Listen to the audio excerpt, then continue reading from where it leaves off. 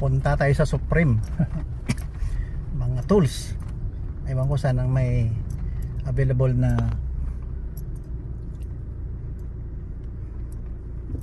auto dart welding mask.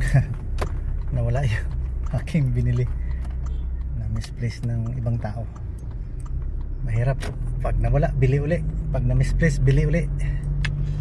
Ay na lang, buti na lang yung ugali ko, kahit basura ayaw ko pang itapon. Pero yung mamahalin, madali lang mawala. Manghuhulam, mandudula, mangguguba.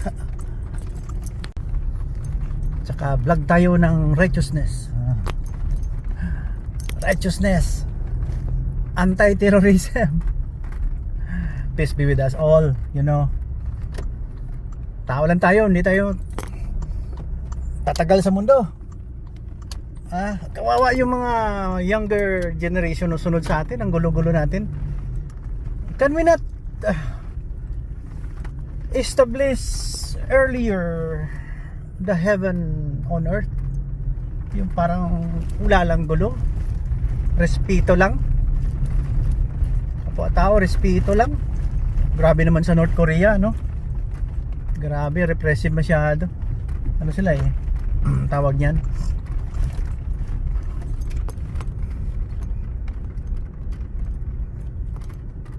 Atheist? Godless? Mahirap. Sige, patuloy. Dito na tayo sa Supreme.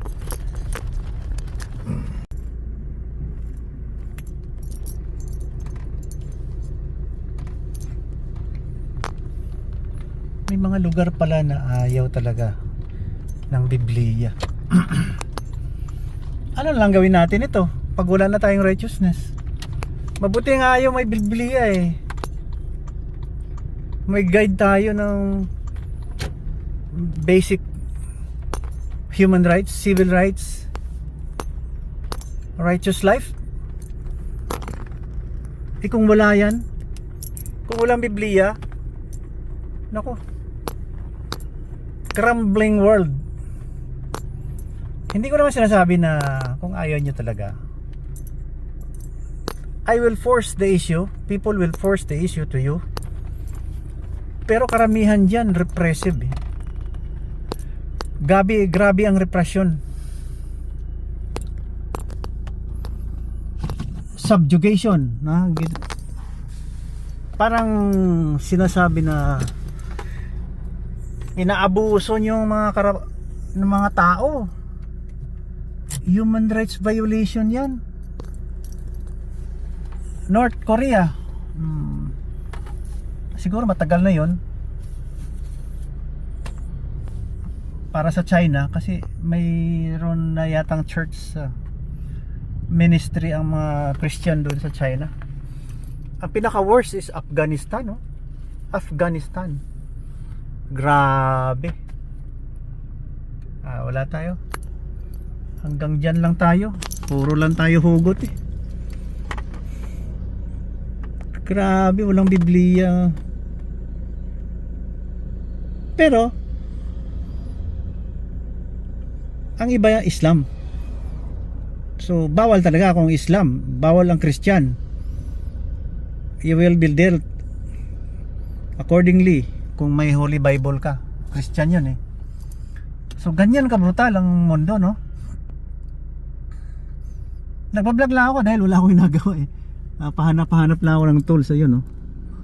Ayan, kung anong madala ko sa bahay na reserve na actually nawawala yung aking auto dark na welding mask. Naghahanap ulit ako, hindi ko na alam kung saan nilagay ng anak ko. Mahilig din mag welding yung anak ko Ako maraming project Welding is life sa akin High school pa, yun ang aking passion. Vlog na lang tayo. Balik tayo sa Islam na lugar, no? Doon sa Sudan. Grabe, no? Africa. Kasi nung panahon na yan, nung sumikat nga yung mga writings ng mga historian ng mga scholars ng Islamic scholars at saka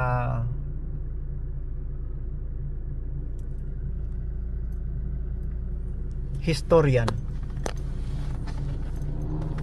hindi yan napasok yata ng mga missionary na Christian kaya well, okay, kasi may God. There's no problem when you believe in God. Pero sinabi mong you are not allowed to worship other, especially wala ka namang personal na grudge dyan sa kay Jesus Christ. Unless na talagang atat ka sa propeta mo. Na-scam yata kayo ni Lolo. Peace be with him. Na-scam kayo. Nakita mo naman yung paano pinutulan ng ulo at saka binato yung mga may kasalanan. Sobra na yan. Walang Diyos na ganun katindi. Tawag yan kabrutal. May term pa dyan mas hirap. Kaya ayusin natin yung mundo. Ayusin natin to. Wala naman tayong kwentang tao. As I have said, I'm nobody. Ito lang, pa-vlog na lang para ma-share ko yung aking thoughts sa inyo, yung aking saloobin at kung ano ang nasa isipan ko. Thank you for watching pag naabot mo to. Dahil ito, papabot, ayaw ko lang ng gulo kasi parang I really hate, abhor, and dispel the process of building hate and hurting others, mga undue sacrifices ng ibang tao. Kasi nakaisulat kasi sa Holy Bible ang ganda ng life Ganda ng life.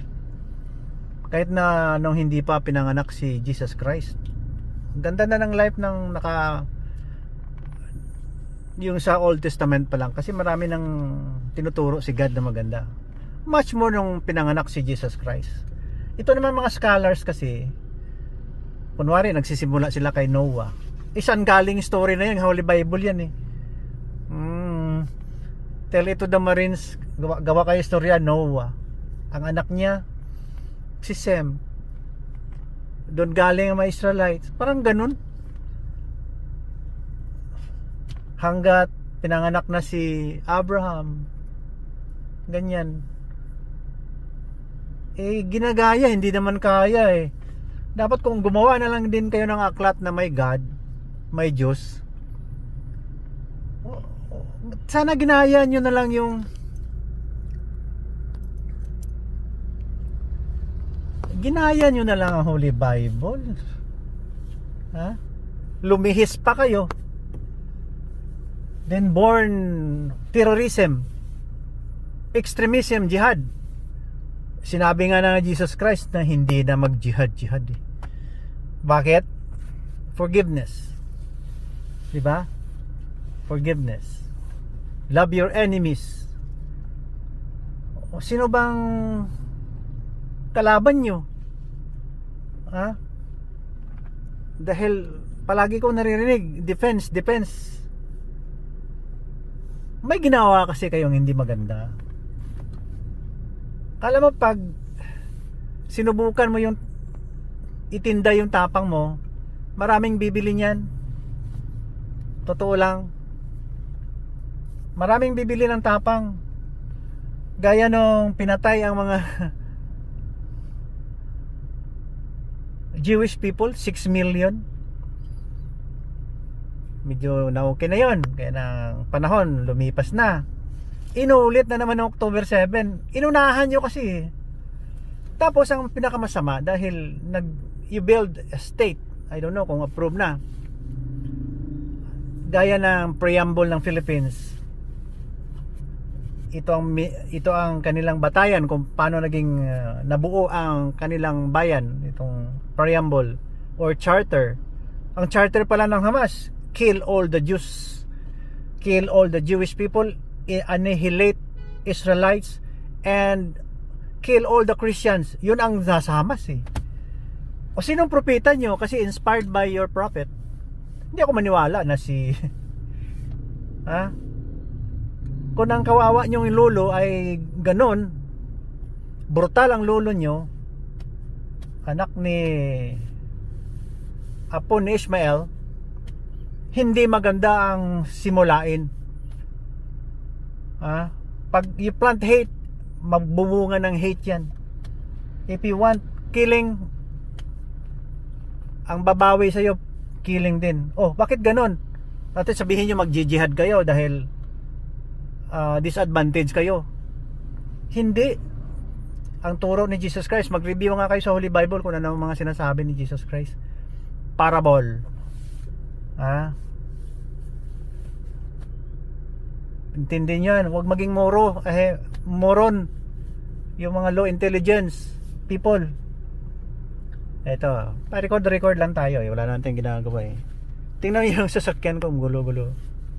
Hindi ko na lang pakita, baka magalit si Mrs. eh. Ayaw niya manggulo. Ito, belt pack. Ayan, power bank. Ayun ang aking toolbox. Jacket, chinilas, marami pang gamit. Ay na lang. Ano bang atat na atat kayo sa mundo? Kayo mga jihadist, mga Islamic terrorist at saka radicalist, mga ganyan. Ano bang atat na atat kayo sa mundo? Saan kayo kumukuha ng yabang at tapang? Dahil sa ano na naman, propeta nyo. Sinabi ko nga eh, kawawa yung lolo nyo eh. Peace be with him. Huwag yung ganun yan. Alam mo naman natin, walang nag-account sa kanyang buhay eh. Natagpuan lang yun at saka dinagdagan ng mga evidences, dinagdagan ng mga scholars at historians. Pero kay Jesus Christ, well accounted ang buhay niya, isinulat ng mga disipulo.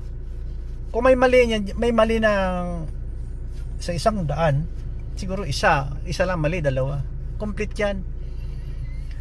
Sa Holy Quranic point of view, ilang bisis inulit-ulit yan para lang maging maganda tingnan, pero nandyan pa rin ang kill the Jews and Christians, hate. Hindi maganda, hindi na maganda. Sayang ang pagkahuli, sayang pagkahuli. Hypocrite yan. Sino maniwala na punta ng langit yung ayan, mga ano yan, gaya kay Rizal, isang hero, martir, gaya ng si Jesus Christ, ang tunay na martir. Ngayon may mga terorista, pag namatay, pasalamat sila, namatay yung anak nila dahil para daw yan kay alak. Dun yung alak, lasinggiro yata yun eh. Alak ko bar, inumin nga yung bar eh, diba? Martir, tapos bigyan ng 72 virgin.